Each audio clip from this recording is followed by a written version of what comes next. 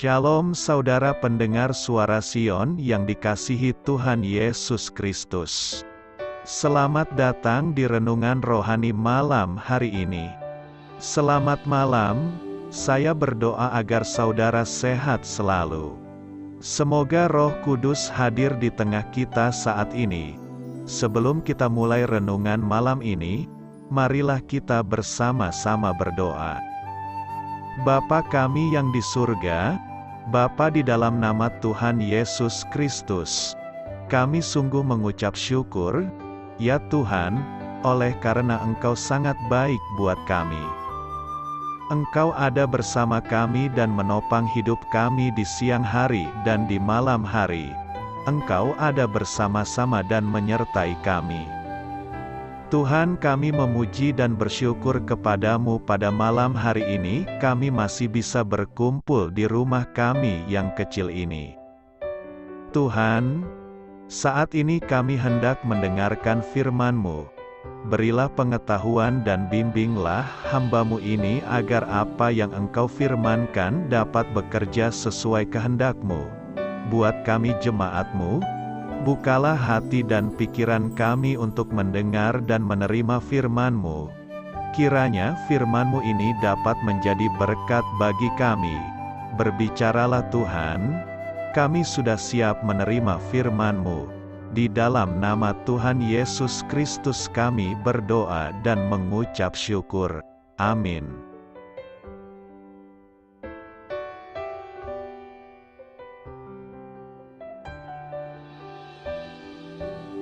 Sahabat Suara Sion, pembacaan ayat emas Alkitab renungan kita malam hari ini.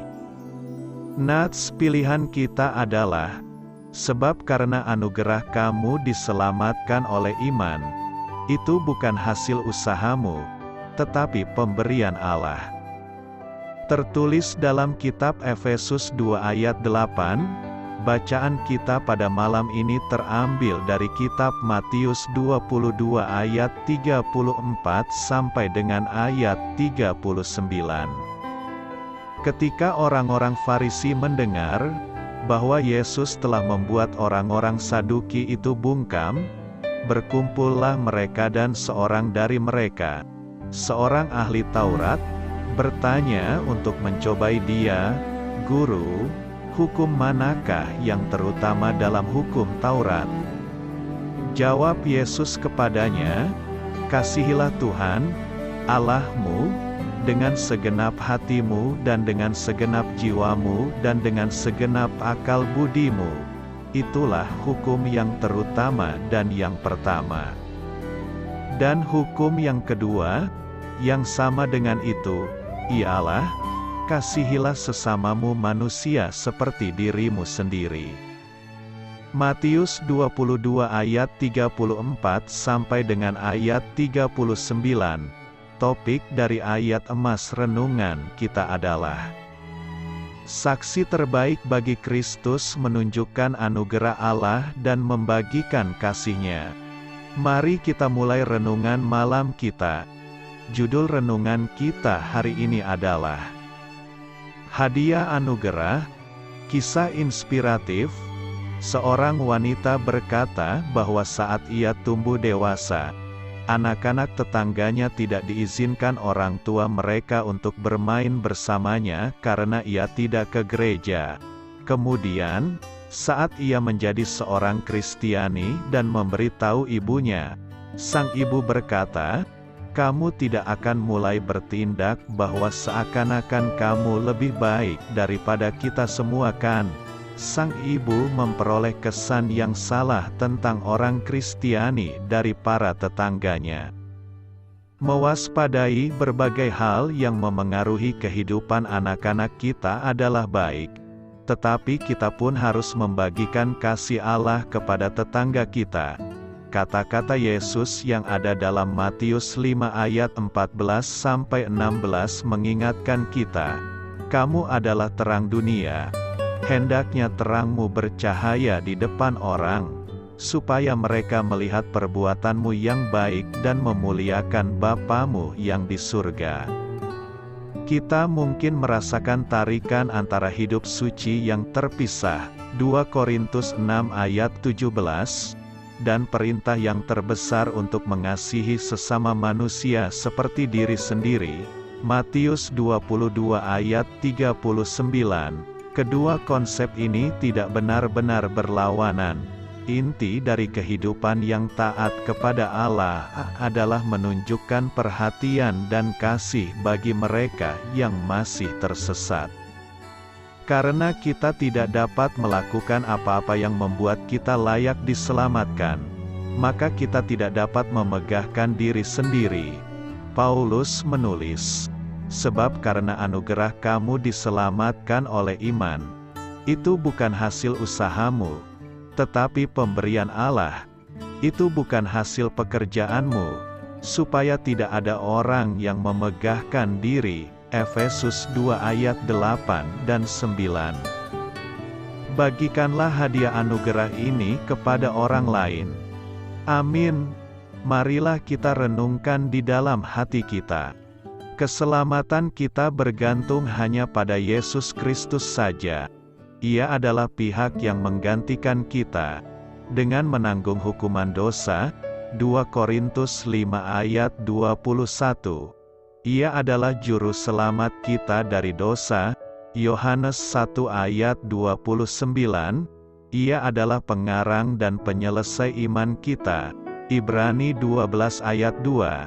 Semua yang disyaratkan untuk menyediakan keselamatan telah dipenuhi oleh Yesus sendiri, yang hidup secara sempurna, menanggung hukuman dosa dari Allah, dan bangkit dari kematian. Ibrani 10 ayat 12. Alkitab cukuplah jelas menyampaikan bahwa perbuatan kita tidak membantu mencapai keselamatan. Kita diselamatkan bukan karena perbuatan baik yang telah kita lakukan, Titus 3 ayat 5, bukan hasil pekerjaanmu, Efesus 2 ayat 9, tidak ada yang benar, seorang pun tidak, Roma 3 ayat 10, ini berarti bahwa persembahan kurban, pemeliharaan hukum, menghadiri gereja, dibaptis, dan perbuatan baik lainnya tidak mampu menyelamatkan orang. Sebaik apapun, kita tidak dapat memenuhi standar kekudusan Allah. Roma 3 ayat 23. Matius 19 ayat 17 dan Yesaya 64 ayat 6. Alkitab juga menjelaskan bahwa keselamatan bersyarat. Allah tidak menyelamatkan semua orang. Satu-satunya syarat keselamatan ialah iman di dalam Yesus Kristus. Hampir sebanyak 200 kali dalam Perjanjian Baru, iman atau kepercayaan dinyatakan sebagai satu-satunya syarat bagi keselamatan. Pada suatu hari, ada yang bertanya pada Yesus mengenai perbuatan yang dapat mereka lakukan demi menyenangkan Allah. Apakah yang harus kami perbuat, supaya kami mengerjakan pekerjaan yang dikehendaki Allah? Secara langsung Yesus menunjuk kepada iman. Inilah pekerjaan yang dikehendaki Allah, yaitu hendaklah kamu percaya kepada Dia yang telah diutus Allah. Pertanyaan mengenai syarat Allah diajukan dalam bentuk jamak. Sedangkan jawaban Yesus ialah bahwa syarat Allah berbentuk tunggal adalah mempercayainya.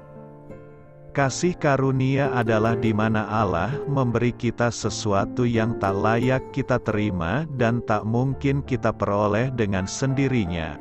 Menurut Roma 11 ayat 6, perbuatan apapun menggagalkan kasih karunia dan ide yang dikandung ialah seorang pekerja menerima upah, sedangkan penerima kasih karunia hanya menerimanya saja, tanpa harus diupayakan.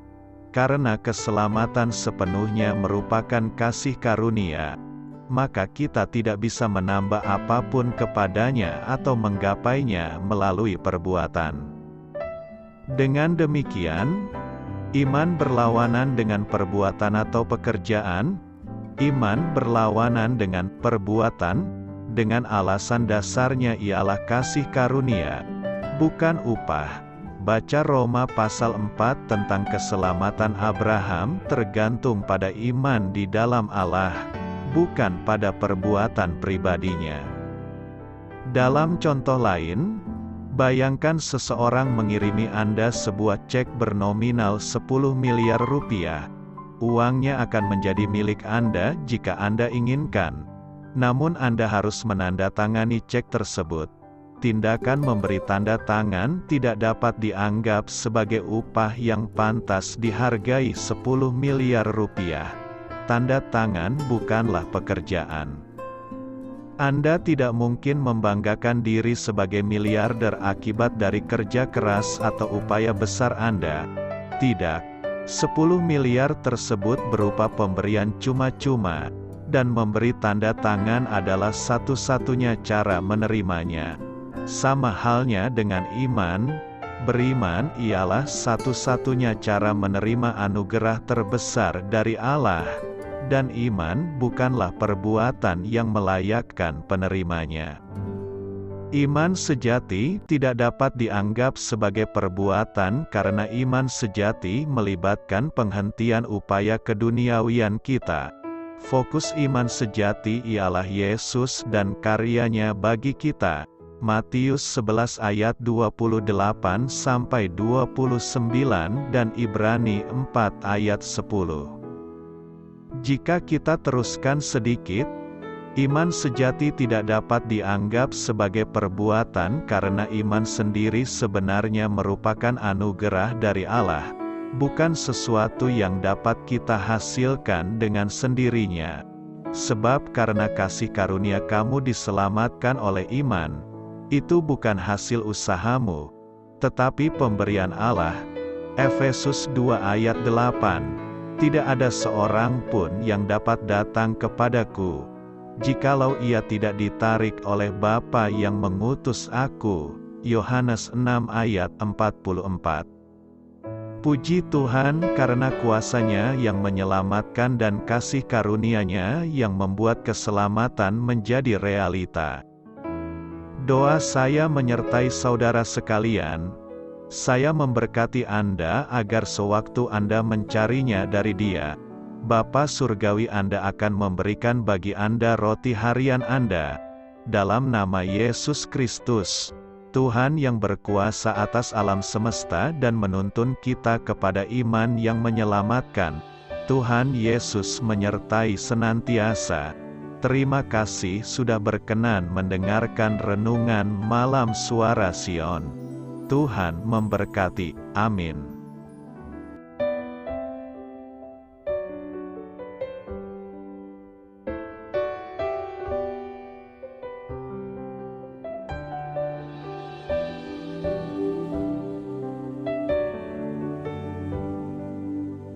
Marilah kita renungkan, sahabat Suara Sion, demikianlah renungan firman Tuhan malam hari ini. Semoga menjadi berkat di dalam hidup kita dan menjadikan kita pribadi yang lebih baik. Sebelum kita beristirahat pada malam hari ini, marilah kita berdoa.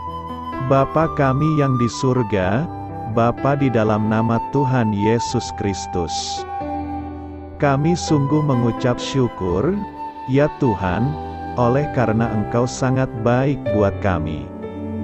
Engkau ada bersama kami dan menopang hidup kami di siang hari dan di malam hari. Engkau ada bersama-sama dan menyertai kami, ya Tuhan Yesus. Kami mengucap syukur untuk firman-Mu, ya Tuhan, yang memberikan kami kekuatan dan menyadarkan kami bahwa kami tidak perlu takut dengan gelap dan malam. Sebab Tuhan, Engkau ada bersama kami. Engkau melindungi kami dan menjadi perisai bagi kami. Hamba-Mu berdoa saat ini, Tuhan, untuk setiap pendengar renungan ini yang mengalami ketakutan, kecemasan, kegelisahan, pada situasi gelap dan malam hari di dalam nama Tuhan Yesus Kristus. Kuasa Tuhan melepaskan mereka dari segala ikatan roh-roh ketakutan yang mengikat mereka saat ini. Tuhan melepaskan setiap anak-anak-Mu dari segala rasa takut dan kecemasan. Di dalam nama Tuhan Yesus segala kuasa-kuasa roh jahat, kuasa setan iblis yang mengganggu anak-anak-Mu, ya Tuhan, tolong hancurkan dan halaukan dengan kuasa-Mu.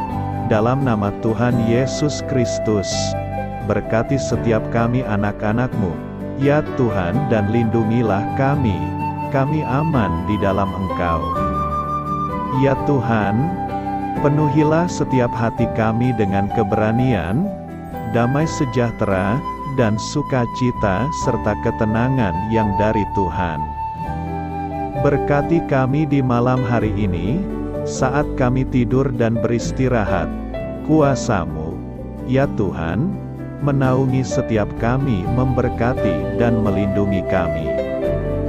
Bangunkanlah kami kembali besok pagi dengan kekuatan yang baru, tubuh yang sehat diberkati Tuhan, dan berkat-berkat yang baru Tuhan sediakan bagi kami. Terima kasih, ya Tuhan, kami sungguh mengucap syukur untuk firman-Mu yang menguatkan kami. Dalam nama Tuhan Yesus Kristus Juru Selamat kami, Bapa kami yang baik, kami mengucap syukur dan berdoa haleluya. Amin. Biarlah firman Tuhan menjadi pengingat untuk kita semua, bahwa tuntunan dari Roh Kudus akan selalu memberi jalan keluar bagi setiap permasalahan hidup kita, dan memberi kedamaian di hati kita. Amin. Sampai jumpa di renungan malam Suara Sion berikutnya. Shalom.